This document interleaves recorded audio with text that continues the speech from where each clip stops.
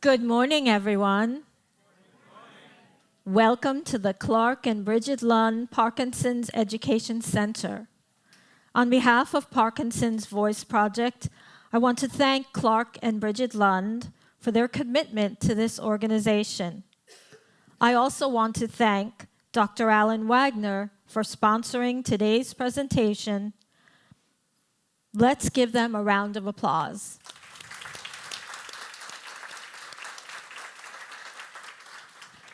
My name is Jacqueline Hoffman, and I have been a member of the Loud Crowd since 2017. Today's topic is Parkinson's medications, current and upcoming. We will learn about various medications that are on the market to treat the symptoms of Parkinson's, as well as medications that are being investigated and may offer hope for the future. I am honored to introduce today's speaker, Dr. Nirav Pavasia. Dr. Pavasia completed his neurology residency and movement disorders fellowship at Medical College of Georgia. He currently practices at Neurology Consultants of Dallas. You're going to be impressed by his presentation, as he has a gift for educating patients and families on complicated matters. To view recordings of other Parkinson lectures we've hosted, visit Education and Events at www.parkinsonvoiceproject.org. Please join me in welcoming Dr. Pavasia.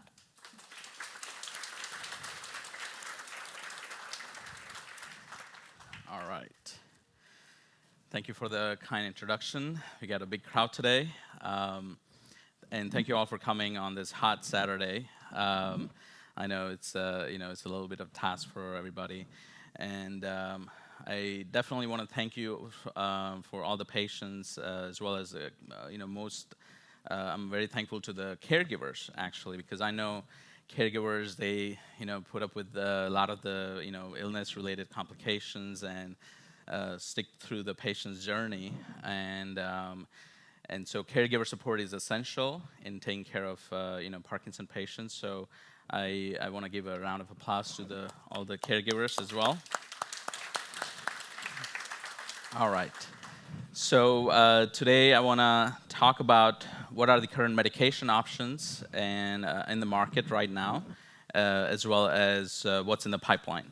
And so we'll go one by one slowly. And before I do that, I do want to introduce what has been the history of developing the medication and the disease. And so we'll kind of talk about that. And then we'll kind of go into detail about the pathology of the disease, and then we'll talk about the medication. So it's easy to kind of transition and understand.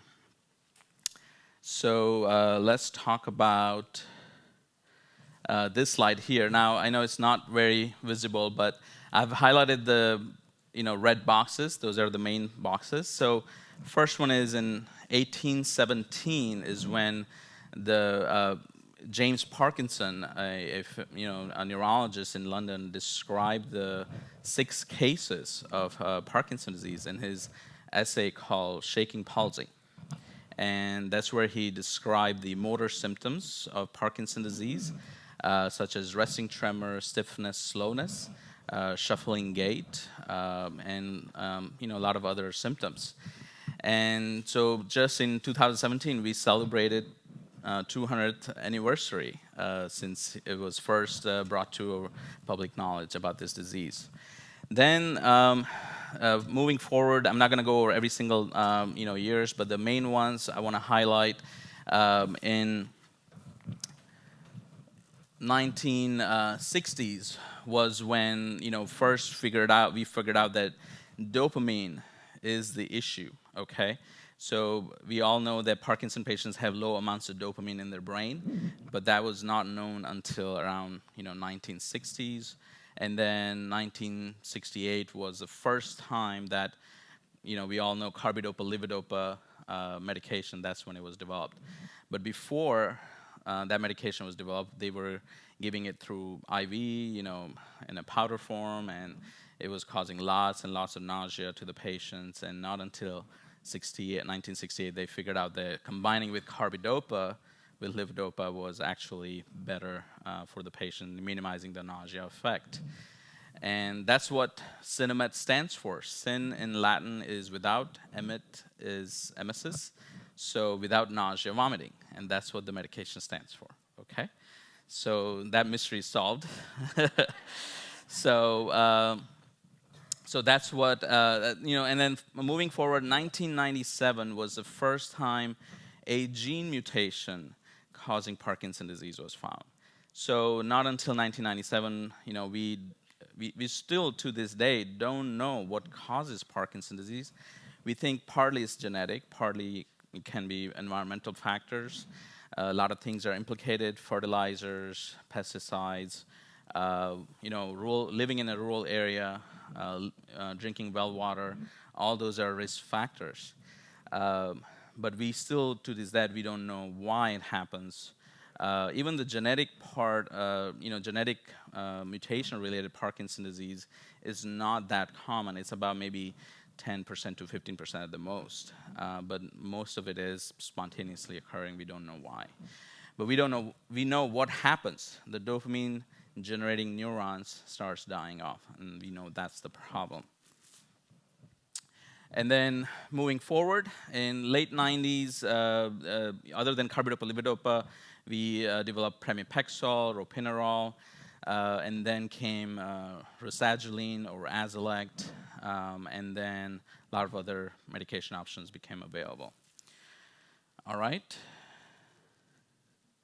So let's talk about this diagram here. So on the left side there, it's a normal. This is in the brain. There are two neurons kind of talking to each other. The one on the top is where the dopamine is being stored in the small vesicle, we call it. And then when the signal comes down from the top, it sends a signal to this vesicle to go ahead and release that dopamine down to the other side of the neuron. And that's where it binds, okay? And that's where it exerts its effect, and it causes the signal to transmit, okay? And that leads to the movement. So basically, that's in a normal body. And what happens in Parkinson patients? There is less amount of dopamine. So not enough dopamine gets released, and not enough signal is being transmitted, and so the movements are inhibited. And so that is the primary pathology that we hypothesize, that this is what's causing the problem in Parkinson patients. So how do we treat Parkinson's disease? We give dopamine somehow, right? You're low in dopamine, we kind of give you dopamine. So all the medications kind of revolve around dopamine mostly, okay? All right, so traditionally we all think Parkinson's disease is a motor disease, meaning movement-related symptoms, the resting tremors, stiffness, slowness, shuffling gait, postural instability. Not until last decade or two, we started paying more attention to non-motor symptoms, which is non-movement related symptoms, which can, I'm gonna go into the next slide. So motor symptoms are, in this diagram, this man has, masked facial expressions, forward tilt of the trunk, stooped posture, he has a shuffling type of gait, he has shaking in the hands, rigidity, the arms may not swing when they're walking. So those are the motor-related symptoms.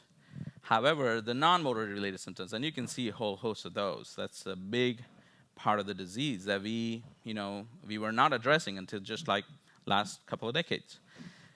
But now we're paying more attention to it. So basically, I'm not gonna go through all of them, but the main ones are constipation, orthostatic hypotension, meaning when you stand up from a sitting position, you may feel lightheaded. And then sleep-related problems, sleep fragmentations, urinary problems, urinary incontinence, frequency, urgency, restless leg syndrome, fighting behavior at night, kicking, punching, screaming, fighting the spouse, so that may happen. And then other neuropsychiatric illness, such as depression, anxiety, even hallucinations can happen. And then dementia kind of sets in towards the end of it. Not everybody, have to have all these symptoms, but they can all happen, okay? Loss of sense of smell can be initial presentation for Parkinson patients. It can happen 5 up to even 10 years before Parkinson's disease starts. So patients start having low appetite because they don't smell food very well, etc. Okay? So these are a whole host of non-movement related symptoms. And a lot of times, in my clinic, I ask the patients, "Oh, how is your tremor doing?" They're like, "Oh, it doesn't bother me." "How is your walking?" "Oh, that's great." But then I ask, what bothers you? Then they say, "Well, I've been constipated, I've been having urinary symptoms, depression, anxiety is a big problem." So it's the non-motor-related symptoms that brings down the quality of life much more than the movement-related symptoms. So as a clinician, providers, we have to address both aspects of the disease. All right, so this is kind of general breakdown of all the Parkinson medications currently we have in the market. So as you can see on the top, motor-related symptoms, there's a lot of medications for that. The ones we know is carbidopa-levodopa, dopamine agonists, which is that pramipexole, ropinirole, Nepro patch. Those are the ones. And then rasagiline or selagiline, which is the MAOB inhibitors. And I'll kind of go in details about those. COMT inhibitor, entacapone, tolcapone, or Stalevo, you may have heard of that. NMDA receptor inhibitor, which is amantadine, that helps with the dyskinesia. And then injectable solutions, apomorphine, okay? So those are the medication options, but they all kind of concentrate more on the motor side, but we don't have, that many medications approved for Parkinson's disease for non-motor symptoms. And so we'll kind of go over that, which ones are approved and which ones are not. And then, lastly, don't want to miss the deep brain stimulation surgery when patients don't respond well to medications or they start having more side effects, etc. Then surgery is the option. So let's talk about some of these medications. So carbidopa-levodopa, oldest but gold standard. At one point in the disease, all patients will get on this medication. And as I mentioned, the levodopa is the active ingredient. Carbidopa is the one that kind of prevents the nausea feeling, okay? And so that's what that medication is. The common side effects is GI upset. And then there is Rytary. You may have heard of that medication. That's fairly new in the market, about 2015 that was approved. It's an extended release of carbidopa-levodopa, and the way it's designed, even though it's extended release, the way the capsules are designed, that you have to still take a lot of capsules. It's 3 capsules 3 to 4 times a day. So that's still a lot of medication, but it's just the way of the delivery of the medication. That's what it is. And so we'll go in detail about Rytary. So that one, carbidopa-levodopa formulations, they provide, it's kind of like you're low in dopamine, we're supplementing with the dopamine, correct? Let's talk about what other action we can come up with. So mimicking the action of dopamine. So that's what the ropinirole, pramipexole, rotigotine, which is Nepro patch, or Epican, which is apomorphine. These are the medications that mimic the action of the dopamine. They go to that post, and that neuron picture that I show you on the other side, they bind to it, and then it exerts its effect, okay? So that's what the dopamine agonists do. And, so the common side effects of these medications are, they have quite a bit of them, but GI upset, all medications, Parkinson's medication can cause GI upset, which is nausea, vomiting, okay? So that's given. But in addition, these medications can cause a lot of drowsiness, okay? And there have been cases reported where patients may have sudden sleep attacks even.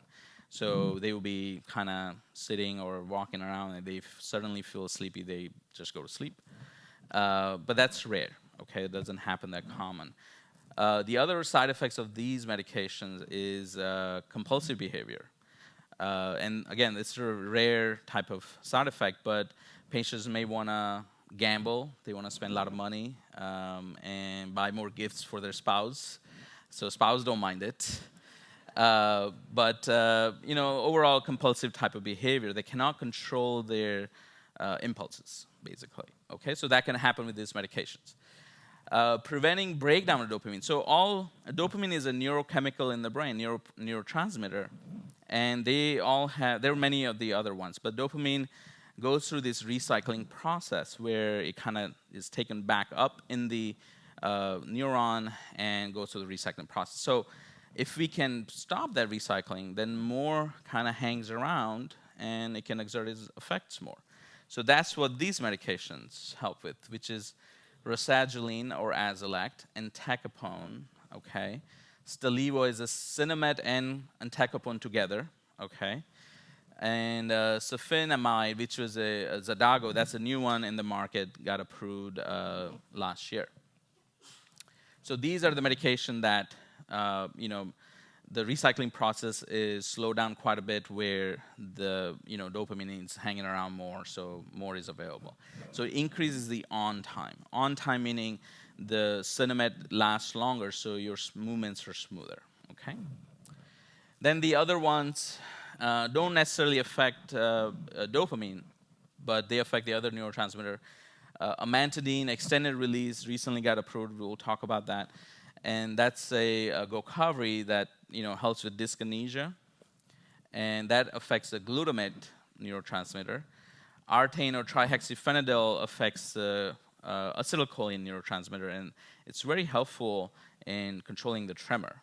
However, that medication we don't usually give it to elderly patients because that can cause cognitive decline and dry mouth and worsening of the constipation. So we have to be careful prescribing some of these medications. So these are the main ones that's out in the market, and we may go on, I'll go into some of the details about some of them.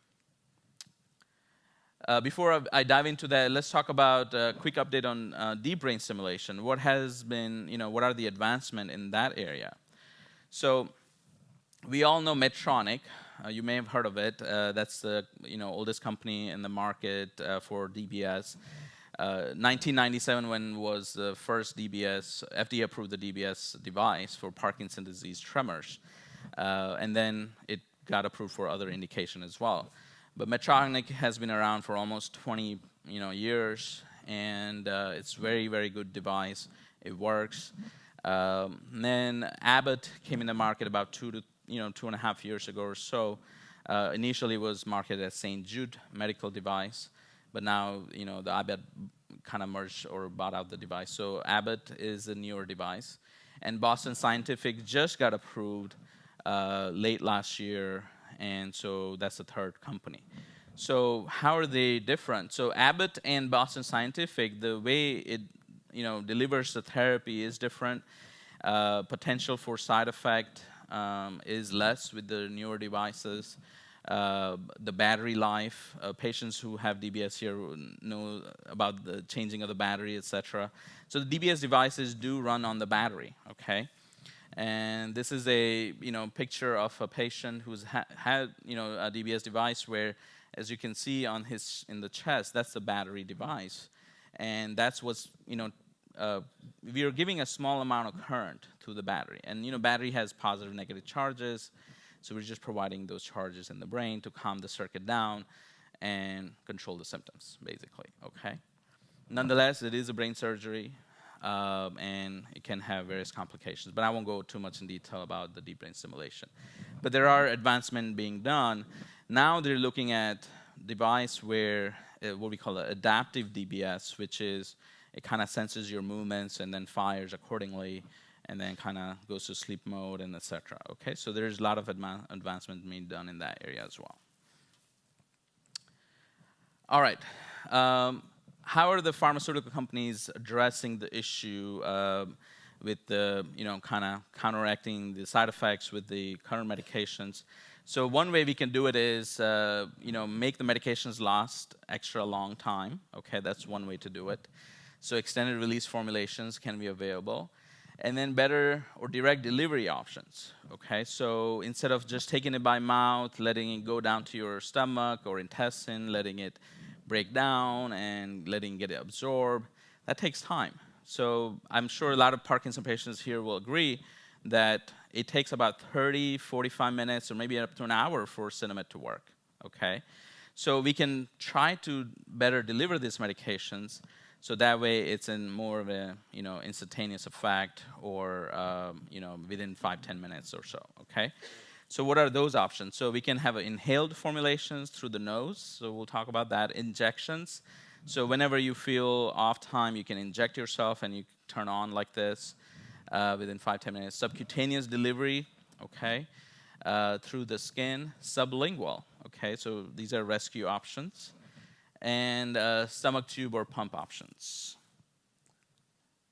Okay, so let's first talk about Rytary. It was FDA approved in early 2015. It's a capsule that has extended release as well as the immediate release beads in it. And so the reason you have to take 3 capsules or 4 capsules at a time is because it has 1/3 the amount of immediate release beads and then 2/3 the amount of the extended release. So if you just take 1 capsule, you're just getting 1/3 of the dose, okay? That's why you have to take 3 or 4 at a time. Primarily, I would prescribe this in patients who are taking regular Sinemet, or even Sinemet-naive patients. If they're having wearing off and having some dyskinesia. Dyskinesia is that abnormal excess dance-like movements that you may have seen with Michael J. Fox, okay? So that's called dyskinesia. And so the Rytary can be helpful with those patients. So let's say you take your first dose of Sinemet, and within 2-3 hours, Sinemet kind of wears off. And so instead of that, Rytary may last good 4 hours or maybe 4.5 hours. Okay, so it can increase the on time for the patients. Now the company is definitely revising their capsules, trying to condense it. And these capsules are not big; they're very, very small actually, if you look at them. But the company is looking at revising and see if it can condense it down more, so you don't have to take 3-4 pills at a time. So that they're working on that. So this is a therapy that was approved also in 2015. Not a lot of patients know about this, but it's a pump device that infuses Sinemet through your stomach. Okay. So it bypasses the oral, breaking down process. It goes straight into your small intestine where Sinemet usually gets absorbed, okay? And it's in a gel form, so the absorption rate is faster, okay? So this is a good option for patients who have a lot of wearing off, having dyskinesia. So the downside about this pump is that you do have to carry the pump around, okay? It is a procedure. You have to have a kind of tube in place in the stomach area. And so it is a procedure, and you have to keep the site clean. So there is a little bit of upkeep. However, this therapy works really well, okay? It works like a charm. And for patients who are mostly, not necessarily for younger patients sometimes because they have to hold their job, they may have kids they have to take care of, etc. So they might not be the best option to carry the pump around everywhere, but for, maybe for elderly patients who don't want to go through deep brain stimulation surgery or the brain surgery, this is a very good option, okay? And so it was approved in 2015, and it's a Sinemet gel. Basically, you're infusing the Sinemet, okay? So that's good. All right, let's talk about some of the newer in-pipeline therapies. So this one, the first one on the top by Accorda Pharmaceuticals, it's in a phase 3 trial. It's a inhaled form of carbidopa-levodopa. It's for patients who have taken their carbidopa-levodopa or Sinemet, and then it doesn't even kick in for 2 hours almost. So you can take this by nose, and then you may turn on within 5-10 minutes, okay? So it's more of a bridging the gap between the Sinemet dosing, okay? So this will be a good option. It's a rescue medication, basically, all right? So I think this is a good option. Then we have soluble form of carbidopa-levodopa. This is by Neuroderm company. Is in a phase 3 trial. So let me talk to you about phases. So there are 3 phases of the trial before the FDA approves the drug. Phase 1 is when they're just testing out the medication in healthy volunteers usually, make sure they tolerate the medication okay. They want to look at how the medication affects the body, the medication's effect on the body, and body's effect on the medication. They're just trying to study that. So the safety profile of the drug. That's phase 1. Phase 2 is when they have more patients come in with actual disease and see if those patients are having some side effect, related to the medication. So that, the amount of patients are a little bit higher in the phase 2 trial. Phase 3 trial usually is, the randomized, placebo control. You may have heard of those words. Basically, it means that they give a dummy drug to one group of patients and then actual medication to one group of people and see what the response is. Phase 3 is the most extensive part of the study trial, and that's what usually gets the drug approved. So this is a lengthy process, okay? So just know that any medication that come in the market usually went through aggressive testing for almost, up to 7, 8, up to 10 years sometimes, okay? So it's a very long process for these drugs to get approved. So again, these 2 medications are in the phase 3 trial, so it's promising. So the bottom one here is an insulin-type pump. It infuses Sinemet through the skin, all right? And it's basically, it was tested first in Israel, and they had a good results over there, so we're testing this device and medication in the US now.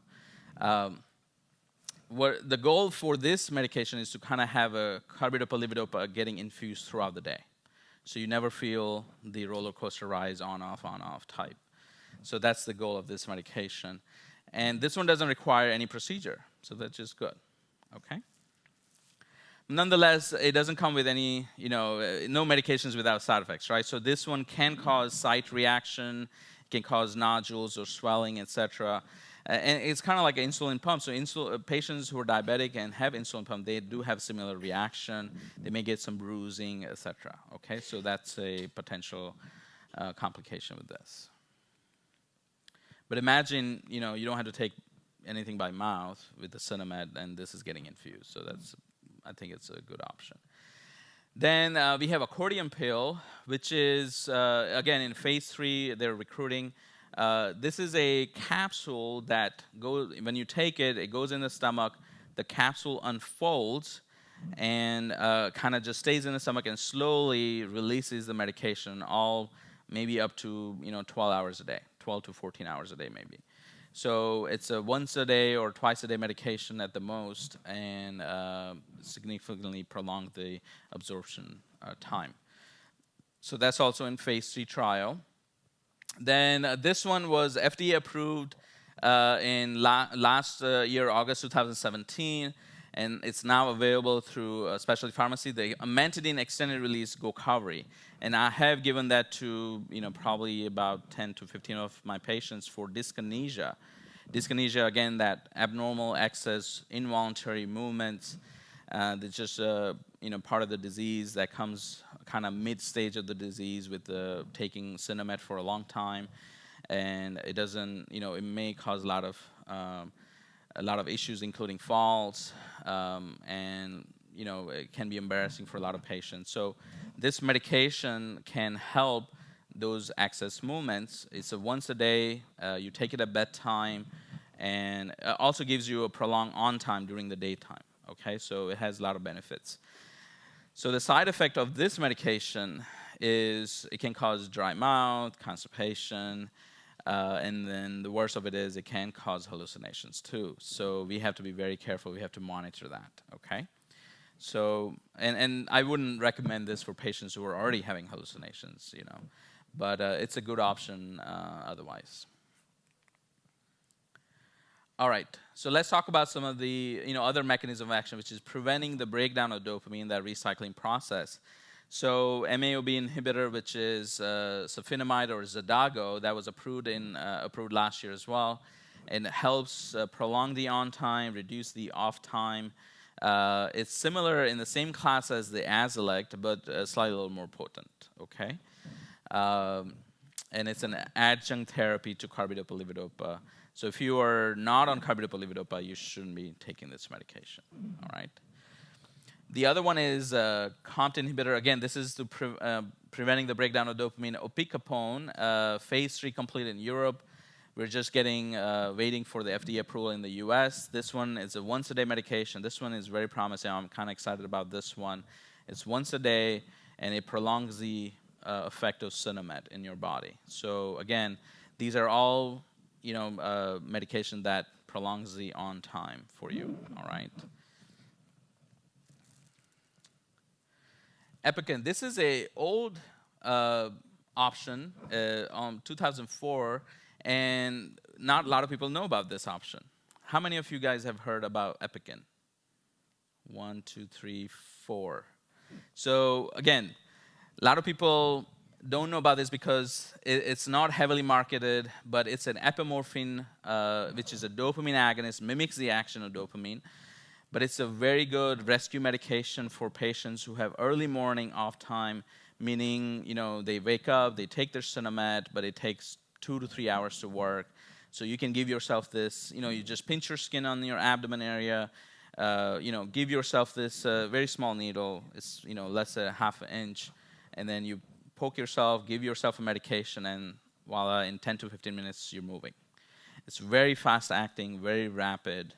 And you can do it during, throughout the day as well. It can, between the doses of Sinemet to kind of help you, kind of give you a smooth on effect, okay? So that's also another option. But again, when I give this option to a lot of my patients, they get, afraid of the syringes and, needles. So that's the biggest hurdle I have. But otherwise, it's a very, very good option and older option. But the same medication, the same apomorphine, is now being tested, and it's in a phase 3 trial recruiting. Subcutaneously delivers a medication through your skin, and it gives you on time. So constant infusion. So that's a very good option to reduce the off time. And then the other one is a rescue medication, sublingual strip that you put it under your tongue and it dissolves. Within 5 to 10 minutes, you get it on time, okay? So that's also another rescue medication, and I think that's just pending approval. I think 2019 it will get approved. And also, I think the subcutaneous pump will get approved 2019 or 20, hopefully. All right, so let's talk about some of the medication that's approved for non-motor symptoms, okay? So non-movement-related symptoms. Number one is Nuplazid. A lot of you may have heard me talk about this medication. And this is a kind of sensitive topic for Parkinson patients and caregivers. This medication is for hallucinations and psychosis Parkinson patients develop. And not everybody gets this symptom, but if you do have this symptom, this is a great option for you. It doesn't work on dopamine. It works on serotonin, which is another neurochemical in the brain. And it was approved in 2016. I have about 40 plus patients on it. They do really great. Our goal is, let's say if you're having hallucinations, delusions every day, multiple times a day, this medication can lower that down to maybe once a week or maybe once every few weeks, something like that, okay? About 15% of patients, 10 to 15% of patients may have complete resolution of hallucination delusion. So this medication is very good for patients with psychosis and Parkinson's disease. Northera, droxidopa, it's FDA approved in 2014. This is a treatment for orthostatic hypotension. So let's talk about that. Patients who drop their blood pressure as they stand up from a sitting position or they sit from a lying down position, they feel lightheaded or woozy in their head and they fall back down or sit back down. Sometimes it doesn't happen right away. They're walking and all of a sudden they feel lightheaded, dizzy, and they fall. So it's a big problem and a big risk for Parkinson patients. So I treat it aggressively in my clinic, the orthostatic hypotension, and this is the only FDA-approved drug for that. There are other 2 drugs available, that we can give, but this one converts into, norepinephrine and then kind of boosts your blood pressure. So, there's medication for everything now, right? So there's medication for treat the blood pressure, high blood pressure, but this one raises the blood pressure if you're too low, okay? So I have probably about 5 to 10 patients on this, and it works really well. Okay, it may not achieve the numbers, but symptomatically it improves the symptoms quite a bit and reduces the amount of falls. All right, so let's talk about what are we doing to slow the progression down or stop the progression. That would be the ultimate goal, right? Because we can give all these other medication to improve symptoms, but we need to do something to get rid of this disease somehow, right? So what about vaccine? That's a possibility, right? So we can, there are studies being done. There are a couple of them listed here, Epitope and Prothena, that's the name of the company, but PRX00, they haven't given the name. But so they are in phase 1 trial, so very early in the phase right now. Basically, what is happening in Parkinson's patient, there is an alpha-synuclein protein. Everybody's got it. Alpha-synuclein has a recycling process, and Parkinson patients have trouble in this recycling process. So alpha-synuclein kind of aggregates. They form clumps together, and that is what's leading the death of those neurons, of the dopamine generating. So these vaccine-type molecules can attack those alpha-synuclein clumps and maybe clear them out from the system or from the brain, so then they can slow it down quite a bit or maybe even stop it, okay? So that's the goal of these medications. So I'm excited about that, but then on the bottom, there are some antibodies, okay? Antibodies are, everybody's got antibodies in their system, fighting off the infections and inflammation, etc. So how about we give Parkinson patients some antibody that also clears out these alpha-synuclein clumps in the brain? So there are 3 companies that are testing out these medications. And the Biogen Roche, they are in phase 2 trials, and UCB Pharma's phase 1 trial for these type of medications, okay? So there is significant amount of hope about, maybe we can stop the progression or, delay the progression as much as we can. Right now, there's only one way to delay the progression. And what is that? There you go, exercises. There you go. So physical exercises, mental exercises, cardiovascular exercises are very important. Walking every day, a good 30 to 45 minutes daily. If you can do stationary bike, good 20, 30 minutes daily. Elliptical can be an option. Stretching exercise is very important. Speech therapy exercise, right? So that's by far very important, because what happens in Parkinson patients, the back part of those muscles, the swallow reflex, all of those get weak, and that kind of gives you a choking sensation when you eat or drink. Saliva doesn't get cleared up, and that's why you get drooling quite a bit of time. So we have to make those muscles strong, and speech therapy is the best way to do that. So again, these going back to this, so these are the medications we're testing out to maybe slow it down or stop the progression, okay? All right. Some other medication, nilotinib. This was, they got a lot of media attention. It's a cancer drug, and it was done as an open trial, I think, of 12 patients. It showed promising results. So now, FDA, and clinical trials, they have kind of taken over this, and now it's being tested in phase trials, double-blind, and multi-center randomized trial. So hopefully that will be an option for us. It's Redipine, that's a phase 3 study. Again, it's a high blood pressure medication that may also has shown positive results for slowing down the progression. So these are other 2 medications. Exenatide, that's a diabetic medication. The brand name is called Byetta, and in open label trials show that there is a slowing of the progression in Parkinson patients, so now it has entered in phase 1 trial as well. Nicotine patch, also phase 2 trial, and again, right now we completed the phase 2 trial, but the status, we don't know the company, how they're going to progress, but right now it's on the hold right now, but we don't know why. But this may be another option to slowing down the progression. So this is a compound in our body, uric acid. They studied patients, Parkinson patients. They have low amounts of uric acid. So our hypothesis is that maybe high amount of uric acid in the body can lead to slowing down the progression. So right now it's also in the trials phase, I believe it's phase 2 or 3. But the risk with this is if you have too much uric acid, it can cause gout or worsening of the gout. So you have to be careful not to start taking this over the counter too much. And this is the uric acid compound they're testing, inosine. Again, that's the same thing I was mentioning. It's a phase 3 trial, basically. What are we doing about Parkinson's disease dementia?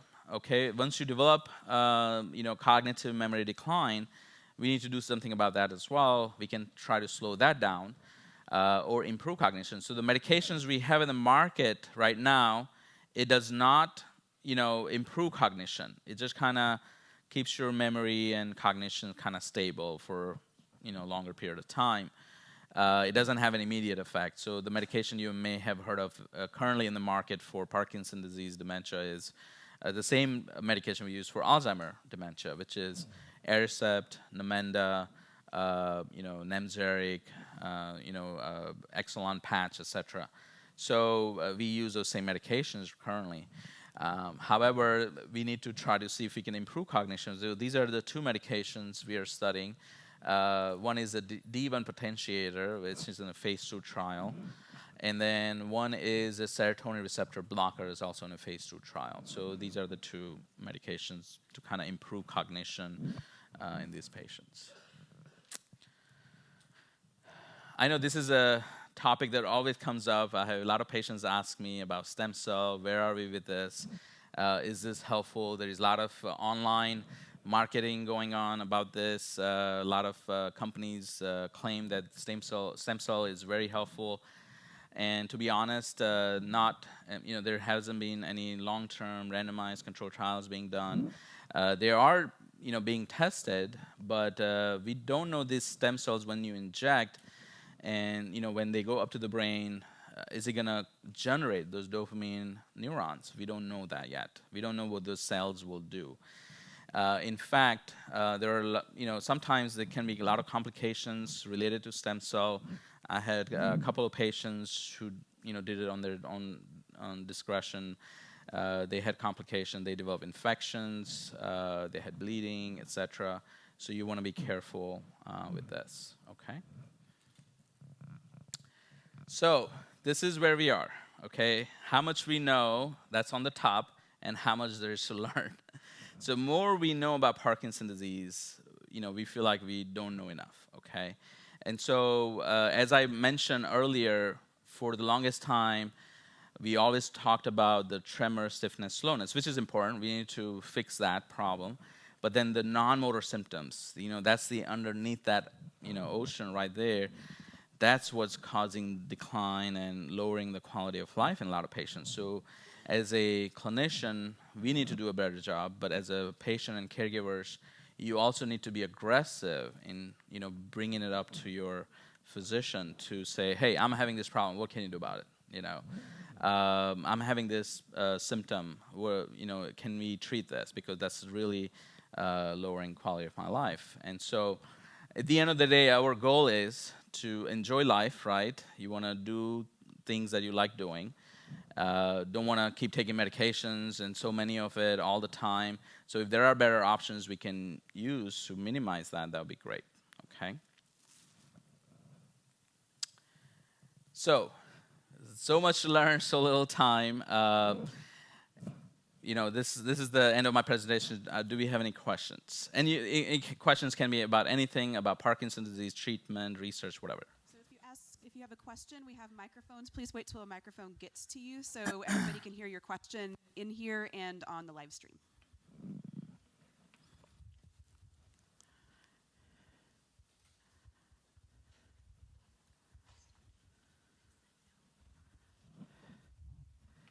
Thank you for being here. I really appreciate Oh, it. sure. Recently, I was seeing these advertisements for a drug that they start off and they say 50% of Parkinson's patients will have dementia.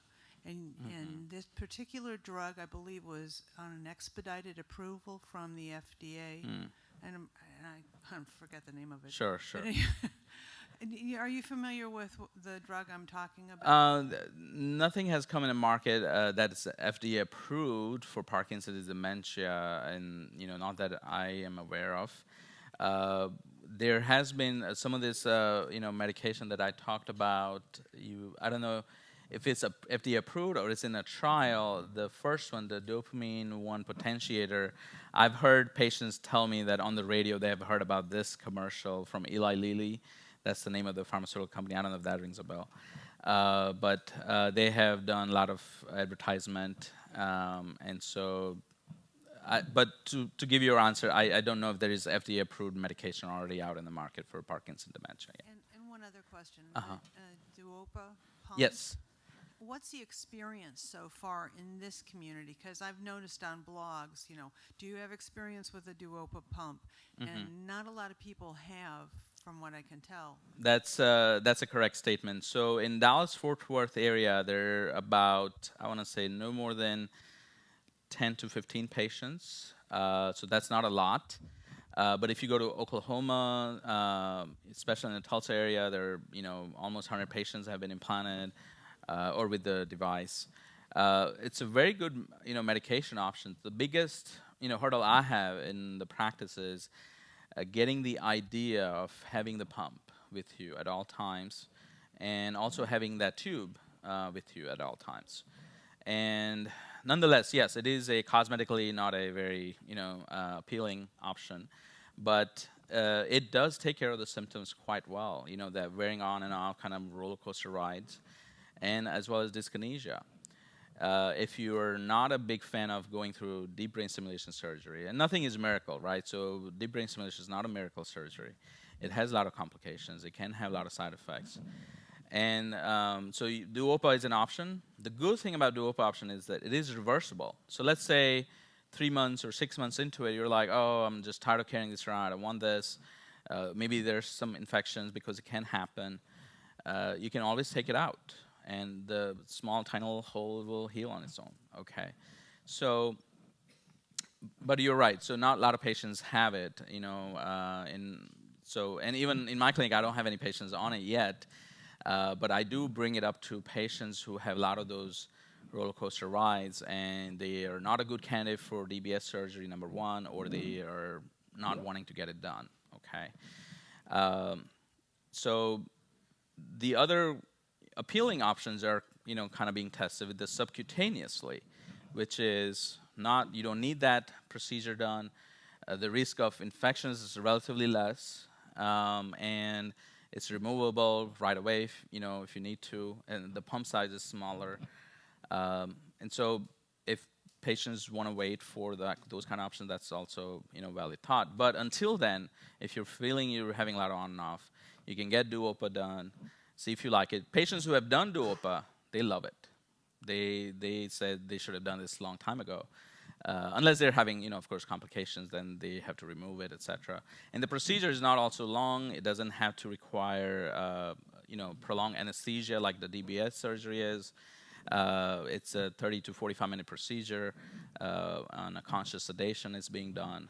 So there are some upside to it, but the downside is. And now the company has come up with options of carrying the pump. They have a vest you can wear underneath your your clothes, so nobody knows that you have a pump, actually.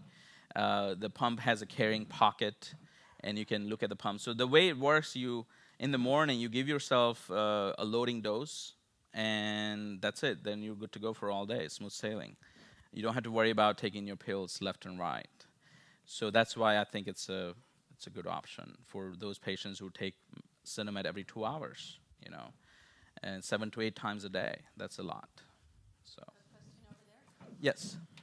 Hi, could you talk a little about CBD oil, please? Yes, I knew that was going to come up.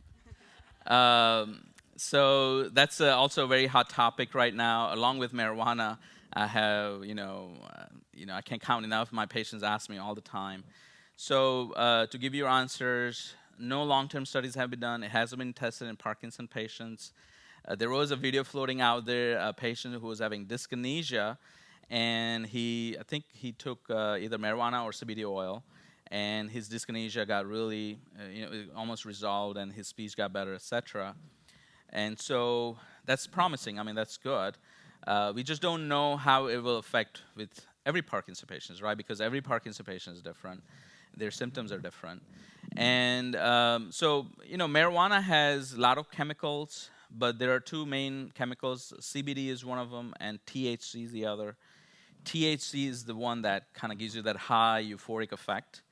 CBD does not. So potentially, CBD can be used, but we don't know what effect it has in Parkinson's patients. So when patients ask me in the clinic, I say, use it at your discretion. See if it helps you. Best of my knowledge, it helps with the anxiety part of it. It may help reduce some of that tremor or stiffness in some patients, so they may fall asleep better at night. But I did have one. So you have to be very careful with the CBD oil because not all. It's becoming a multi-million-dollar industry now. You can get it online. So you have to be careful if the oil itself has THC component in it. So I had one patient who started using it. Later on, she started developing symptoms of cognitive decline, slow walking, slow judgment, and lo and behold, the vial has about 10% of THC, and so you have to be careful. It can even make you fall. So imagine if a normal person like me, if I do marijuana, my judgment will be slow. I'll be slowed down in my thinking and things like that. So in the elderly patients, if you have something like that, that would be opposite of what we want. Okay, so again, no long-term studies have been done, so you want to be careful in using it. I had some patients, they even go to Colorado and get some of this stuff, but they're fairly young. Young patients may tolerate it a little better, but again, I can't vouch on what the effects are really. Yes. Are you familiar with a medication called quetiapine? Quetiapine, yes. Quetiapine. Yes. So quetiapine was traditionally used for Parkinson's disease, agitation, hallucinations, and sundowning type of effect. Quetiapine is an antipsychotic, and it's not FDA approved for those symptoms in Parkinson patients. We just use it off-label. It's a good medication. So sometimes I do give for patients who have a lot of insomnia at night, they can't go to sleep, and quetiapine it's sedating. So I kind of reserve it for the end of the day dosing, and sundowning happens during the evening time anyway, so that may be a good option. But now that we have Nuplazid as one of the options, it's very well tolerated. It's once a day, and it reduces the hallucination delusions quite a bit. Okay, so I just go for that option. But you have to know that Nuplazid takes 4 to 6 weeks to work. It's not an immediate effect. So quetiapine does have immediate effects. So I may kind of tailor it for each individual's patients, the symptoms. Yes. I think I heard you say that it takes about 3 or 4 hours for the Cinemed to kick in. Yes. Go ahead.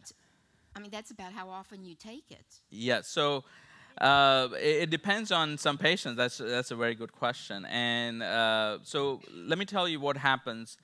Parkinson patients have very low GI motility. Okay, so because they have a lot of constipation, and there is an understanding that Parkinson's disease may start in the gut actually, and then goes up to the brain. So when you have a very low GI motility, when you take your Cinemet, and if you're not flushing it down with the 8 to 12 ounces of water, it's not going to get up to your small intestine to get absorbed. So a lot of time, I had one patient who came in off time in my clinic, and he was like, "Oh, it's my time to take Cinemet." So I was like, "Okay, go ahead and take it." And he just puts it in the mouth and chews it, and no water, nothing. And I'm like, "Huh, does that work for you?" I mean, But so to answer your question, there was a study done for patients who were having similar type of reaction where they took the medication, it took them 2 hours to work, and so they did an upper GI endoscopy, and they found the Cinemet just sitting there, and they were like 2-3 tablets, and so that may happen, and so that's number one. Number two is, again, if you don't drink enough water, that you need to flush it down. And sometimes it's the medication's fault. It just doesn't kick in. So we call it unpredictable off time or unpredictable freezing. So let's say if you take the Cinemet, you're 2 hours into it, it's working great, and then bam, you just hit a wall, and the medication stopped working for some reason. We don't know. We don't have an answer for that. And that's when those rescue medications will come in handy. So if you feel any of those, or if you have 2 to 3 hours to be coming on, you can take those rescue medications, whether it be injectables or inhalable or sublingual strip to dissolve. That's a good option. Okay. I have another question about the non-motor symptoms. Yes. On the cognition part of it, dementia part of it. If you've taken a baseline test and the result was it showed you had mild cognitive impairment. Yes. And then you use the Exelon, and then you take another one a couple of years later. Okay. And it shows there's more progression. What good does it do? I mean, do you up the dose of the Exelon? Yes. So the way I practice about giving memory medications right now is I get it up to the therapeutic dose, which is usually the highest dose for the medication. So there are two types of mechanism. One that affects acetylcholine neurotransmitter, and one that affects glutamate transmitter. And so I give two medications combined and get it up to the highest dose and see how the patient does. It doesn't do anything to the disease itself. It's just to maybe slowing down or keep stimulating the parts of the brain that helps with the cognition and memory. They're not very robust type medications. So if I have a patient who takes Aricept or Exelon, and then within a week they're like, "Oh my God, my memory is great, and I'm a whole new person." That's great. I'm very happy for the patient, but likely a placebo response. Those medication help stabilize your memory where it is right now for over periods of months to years. Okay, but disease will progress over time.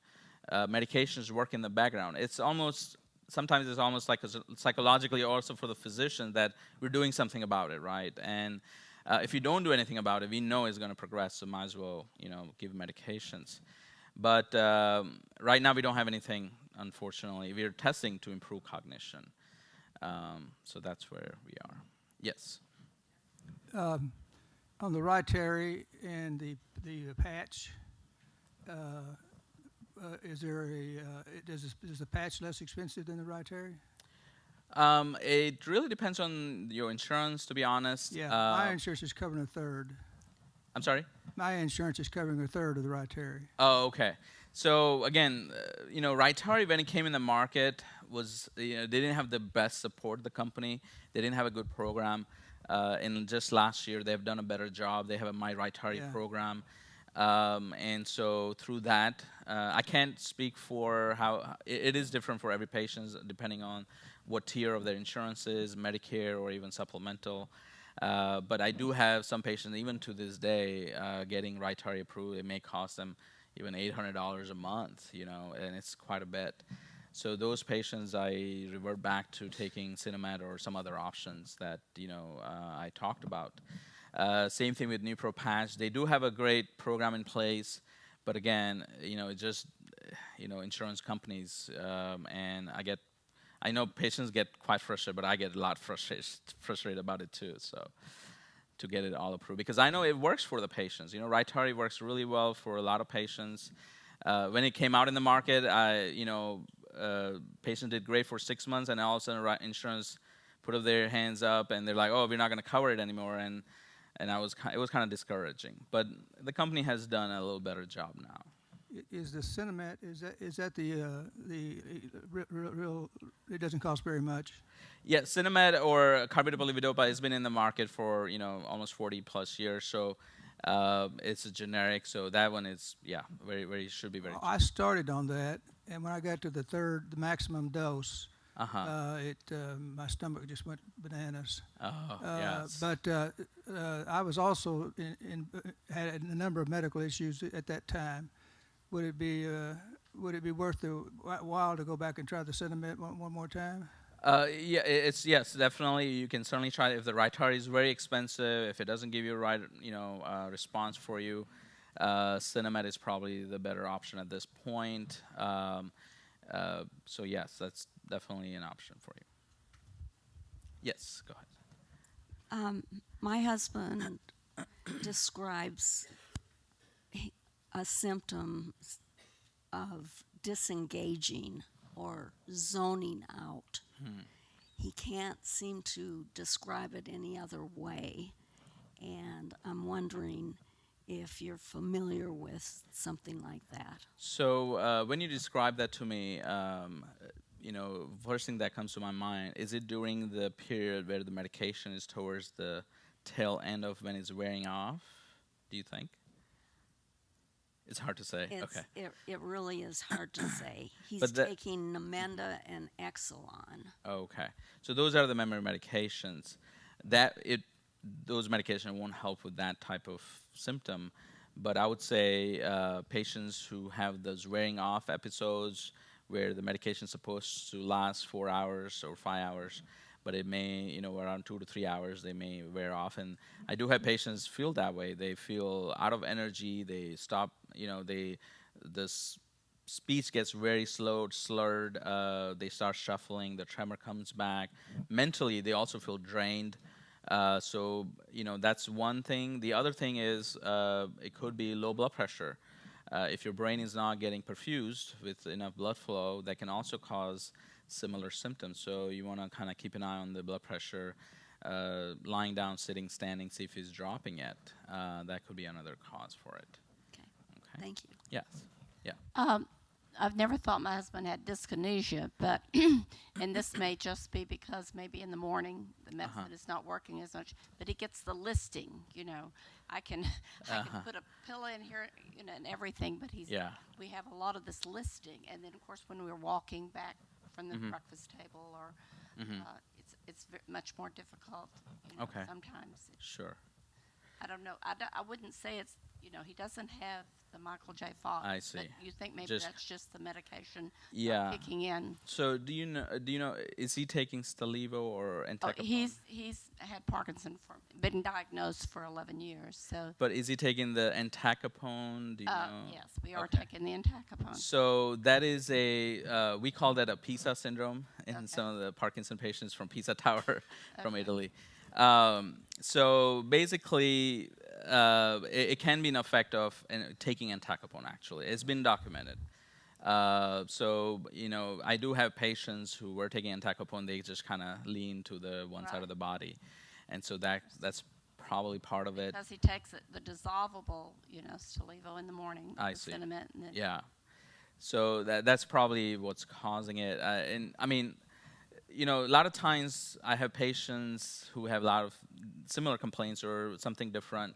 Then the first question I ask, how much does that bother you? Because sometimes having the on time is more important for them than just leaning movement or leaning to one side of the body. And so I say, well, if you feel this is more important to you, let's just keep it like that, and let's not worry about this as much. unless it becomes bothersome, then we need Well, to he could be balance it. falling, you know. Yeah, so that's a risk. So for those patients, I may say maybe consider switching to Rytary or other types of medication that may last longer. Maybe adding Xadago or something like that as elect is another option. Nupro patch also gives you kind of Had smooth all of on. that. Okay, so if all that fails, then let's hope those the subcutaneous pumps come about sooner. Thank you you know. very much. Yes. Yes. Yes, thank you. I am supposed to get, or was supposed to get at least, DBS, and I don't know, this may be hyperbole, but it seems like they make it very awful difficult to qualify for that. Why is that? I mean, one doctor had said I would qualify, and then understandably I had a little bit of a heart problem, and they said, well, we need to wait on that. And then they said, well, that's okay, you can have it. Well, the second doctor then decided, well, your blood sugar is too high. The first doctor had said it was okay. But the second doctor said, no, you need to get it down. So it seems like, and I know this isn't probably the case, but they almost don't want you to have it. Or like you have to be perfectly healthy to get it. And it's very frustrating, So I just wanted to ask you that. Thank you. Sure, I understand that frustration. So, of course, I can't speak for those doctors who are managing the disease, but let me tell you about the DBS surgery. It can be a lengthy surgery, and for the longest time we were doing it while patients were awake, so we can test out the device and how it's affecting the symptoms and see whether the lead placement is in the right place, all of that. But now we do it under sleep. We can do it under anesthesia, and the target placement, all that is very good because of the advanced technology. So under sleep, it can be a lengthy procedure, maybe up to 2 to 3 hours. So risk of anesthesia, definitely one of the biggest thing that we watch out for. And if you have other medical conditions, heart disease, lung disease, if you are on warfarin or blood thinners, those are all add more risks to having any kind of surgery, not just brain surgery, but knee surgery, hip surgery, etc. So we just want to make sure you're fine-tuned in all directions before we go for it. That's one aspect of looking at it that way. Primarily from a neurologist standpoint, what we're looking for, two things, okay? One is if you are cognitively good, okay? So if you have mild dementia, or not mild, but moderate to severe dementia, you're not a good candidate, okay, for this. So first thing we do is do a full formal neuropsychological testing to assess your cognition, mood, memory, all of that. And then the second part of the test we do is off-on testing, where patients don't take their Cinemet, in the morning. They come in their off state, and we do a thorough exam and get a score, and then have them take their medication and wait about an hour and redo the exam and get a score and get a percentage of what percentage improvement they had just on Cinemet. So from a neurologist standpoint, those are the two things that we want to check. Now, yes, there is a cardiology clearance, there is a internal medicine clearance, and that needs to be done as part of any form of surgery. So maybe that's what it is in your case. But I can't comment on getting those things resolved, unfortunately. I had one patient who had pacemaker. She was on warfarin for atrial fibrillation, and she could not tolerate any Parkinson medication. Even a half a tablet of Cinemet, she was having side effect, and all the other medications she couldn't tolerate, and she was just miserable. And so I offered this to her, and she went through the surgery, and she did great. Now she's walking and doing well. So there are, risky procedures. DBS, like I said, typical with any surgery, you may have complications, risk of bleeding, risk of infections, risk of seizures even can happen. But those risks are very minimal. It depends on the surgeon as well, how each surgeon, they have their own complication rate too.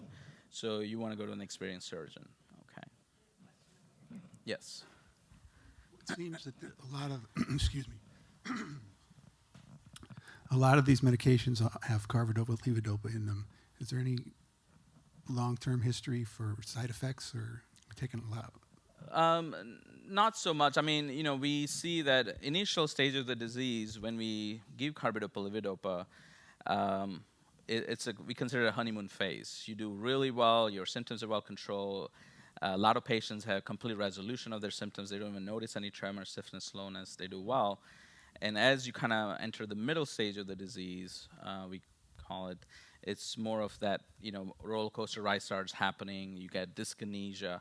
And it's not because of the medication, but it's more of the brain has gotten through that change of pulsatile dosing of Cinemet 2 to 3 or 3 to 4 times a day.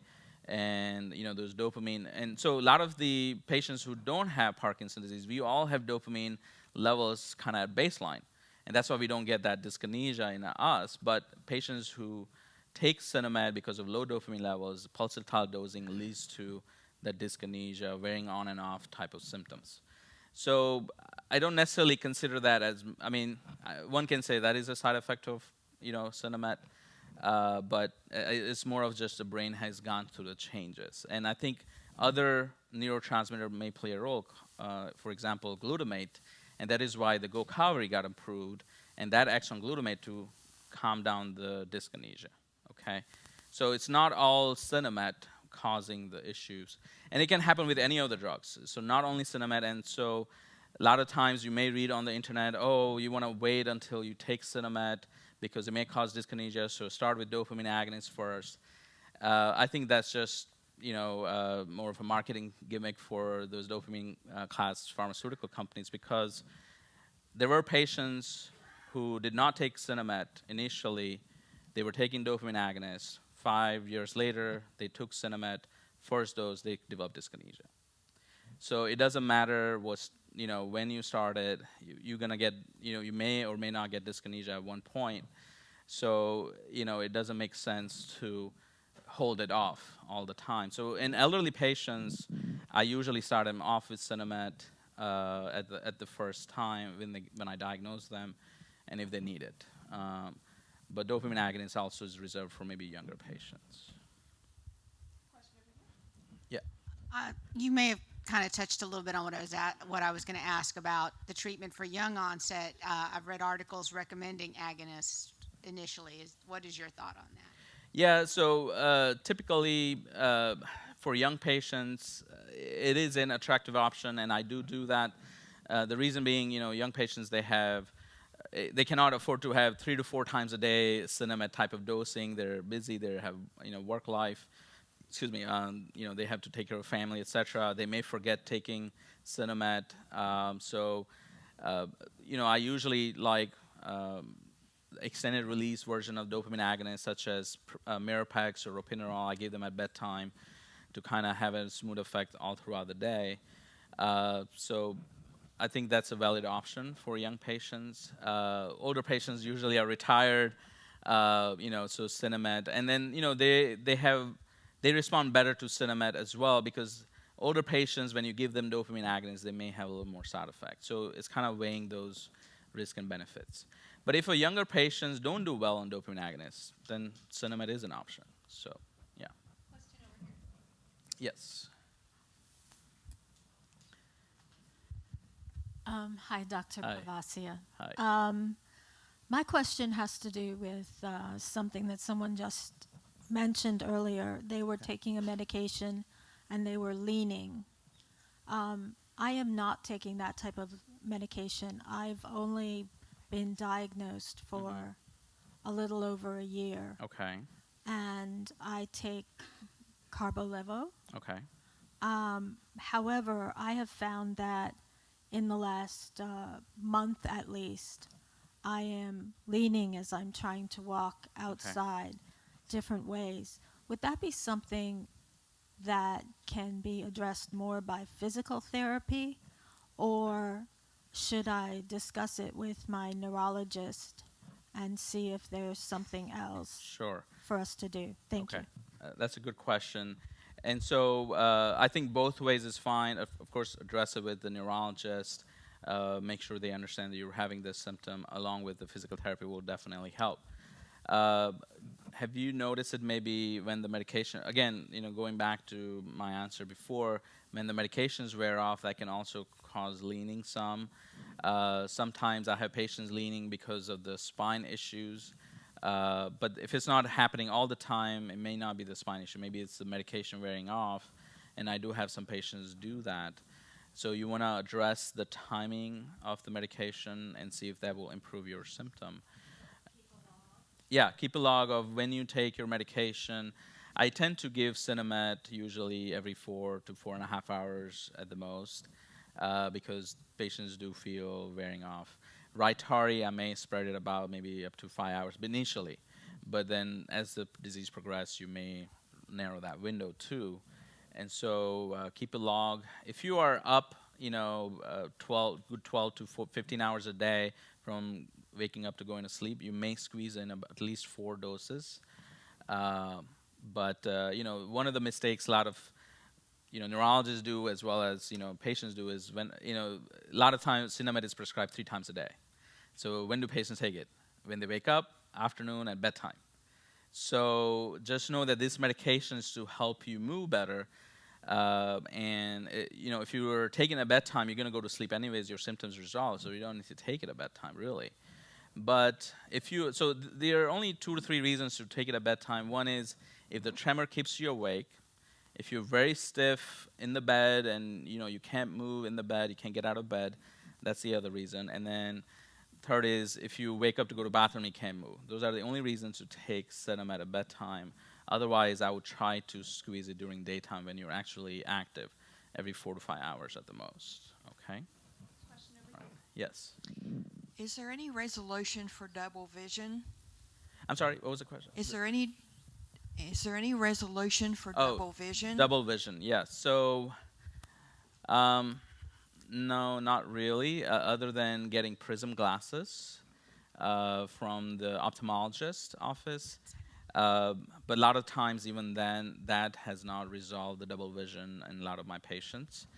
And part of it is just the restricted eye movements that may happen with the eye muscles.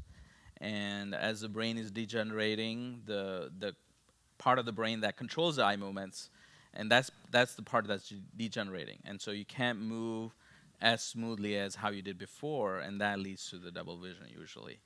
So that's a tough symptom to get over with the prism glasses. But a lot of times prism glasses do help. Yes. Oh, okay. My question pertains to the medications that they're working on that would slow down or halt the progression. Yes. How, since Parkinson's affects all of us differently, how are they going to measure what the slowing down actually is? That's a very good question. That's why. So part of these trials, they're gonna recruit patients. They are early in the stage of the disease. They're not gonna recruit patients. They're very advanced, because by that time you're already taking a lot of medications. You've gone through a lot of changes. So they're trying to recruit patients who are not on any medications, and they have Parkinson's disease, and then they follow those patients on those medications to kind of see if they have a slowdown of the progression, basically. But even then, that's again, excellent question. How do we gauge that for that patient? Is that slowing down also means for the other patient slowing down? Only way we can tell is having long-term studies and follow them. So other part of the trials, I said it was phase 4 trials. So patients who receive medications, FDA-approved medications, then they follow them after for a longer period of time, up to maybe 2, 3, 4 plus years, and see how they're doing or how the medication is affecting them, etc. So they do have a longer-term trials to kind of see as well, and that may be another way to differentiate. All right. Question here. Mm-hmm. Do you treat for incontinence? Medication we've been on here recently discovered it is associated with dementia. Yes. Oxybutynin. Yes. Class it does. Do you have alternative? Yes. So there are 2 medications that that we typically use for urinary frequency urgency incontinence. One is oxybutynin, one is Vesicare. Those are the 2 medications. Both of them can lead to lower cognitive decline, okay? So that is not my go-to options. There is another option called Myrbetriq. It's a crazy name, but Myrbetriq only works on the bladder itself. It doesn't work on the brain, so that's a good option for patients who have some cognitive memory decline. Now, patients who have a lot of urgency frequency, it's likely because the bladder muscle spasms, okay? And that causes you to kind of urgently, you need to go right away, or sometimes you can't make it to the bathroom on time, etc. So, and if they cannot tolerate any of these medications because of excess of cost or side effect profile, etc., for patients who have urgency frequency, the Botox is an option. So urologists can do Botox in the bladder muscle to calm that muscle down so they can have a smooth flow of the urine, okay, output. So not many options, but Myrbetriq, if medication-wise, that's a valid option for me that I choose. If that doesn't help, I usually send them to urologists. For male patients, it may be also a prostate issue, so that also needs to be looked at,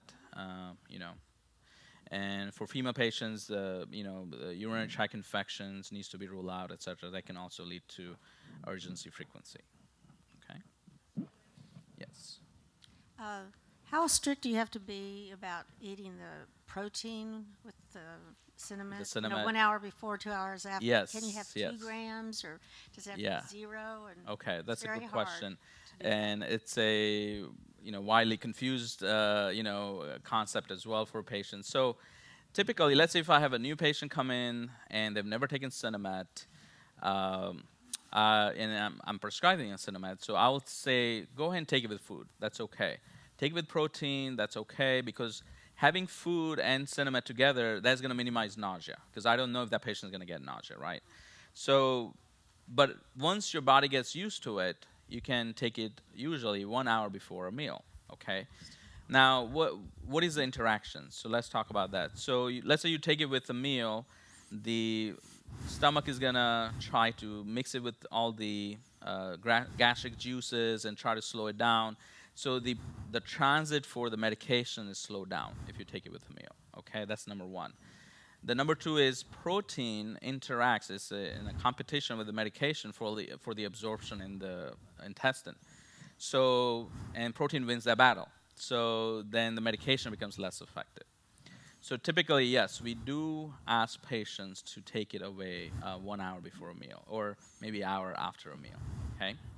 Now, let's say you forgot to take your medication at 12 o'clock, you ate your chicken sandwich, which has protein, and you're like, oh no, I have to wait another hour, but you're slow, stiff, tremors bothering you, just go ahead and take it.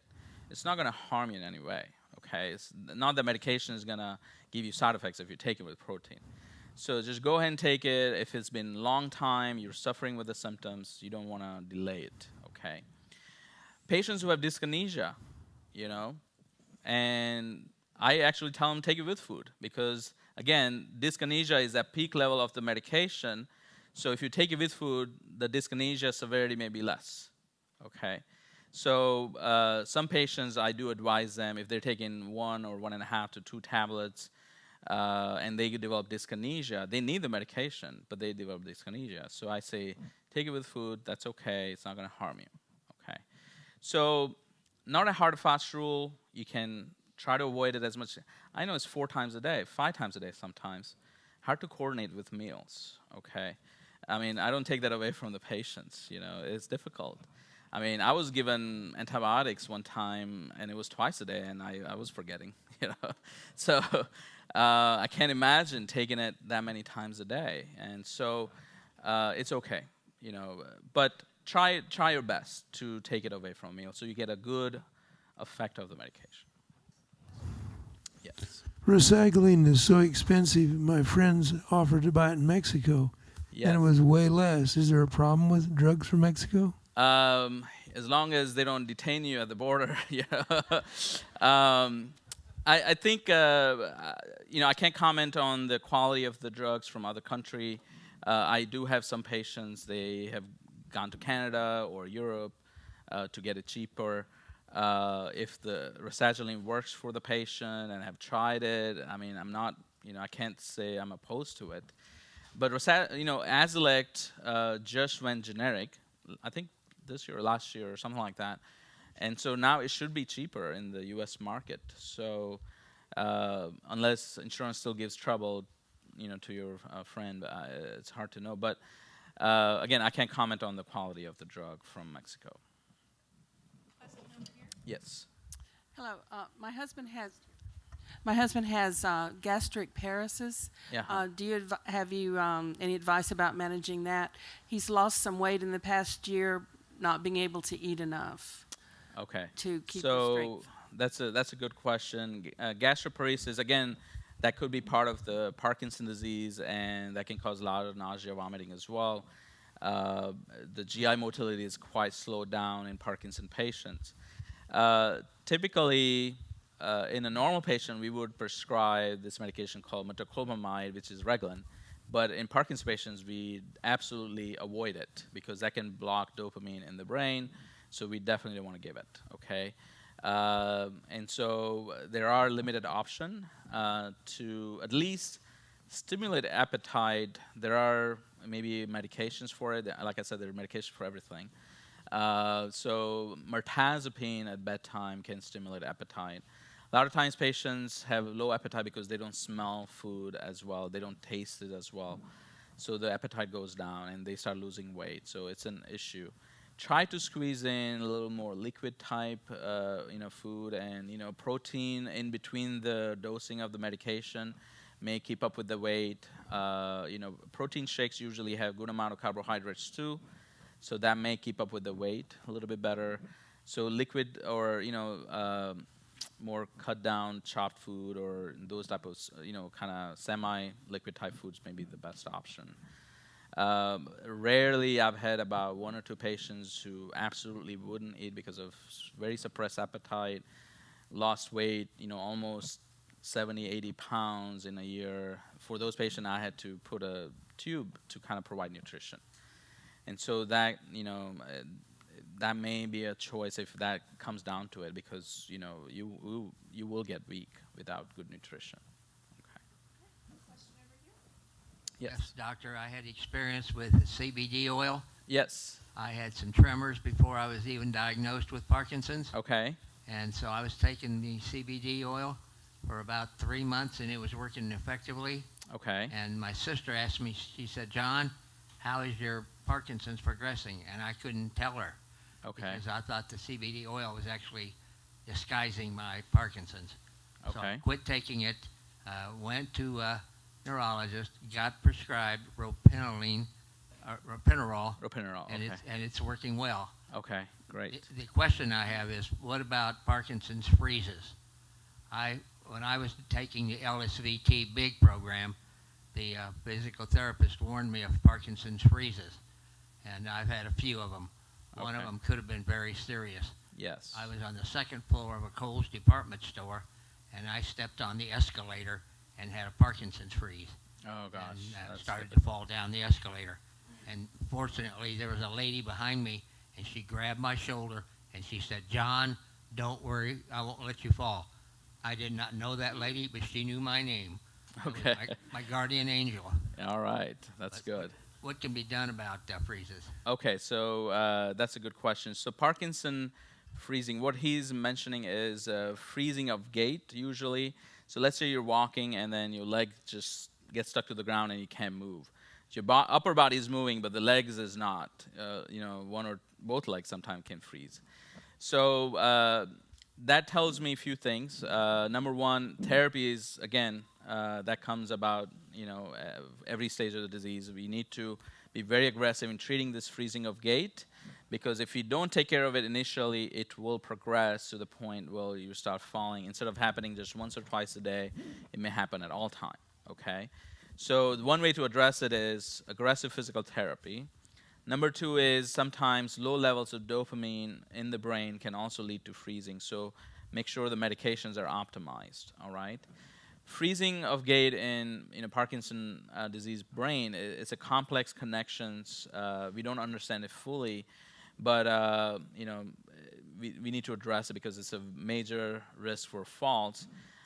Sometimes medication wearing off causes freezing as well. So you want to make sure that you have a prolonged or longer lasting medication. Somehow, again, optimizing medication is very important. Patients with DBS can get freezing too.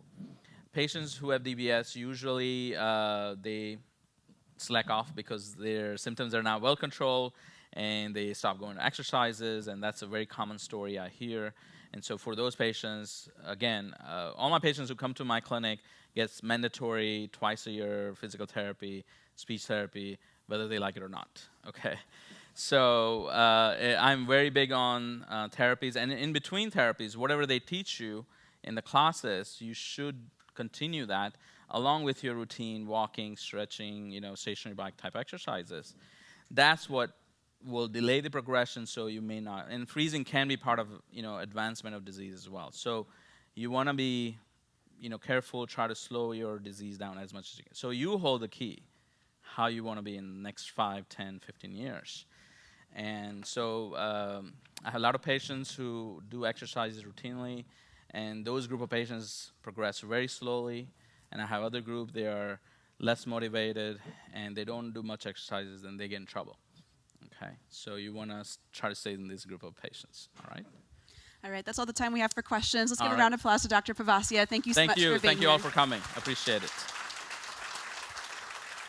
All right. Just wanted to let you know that our next speaker is coming up on August 11th, Saturday at 10:30 in the morning. It'll be Sarah King, a physical therapist. She'll be speaking about creating your personalized plan of attack against Parkinson's disease. So hopefully we'll see you next month. Thank you guys so much.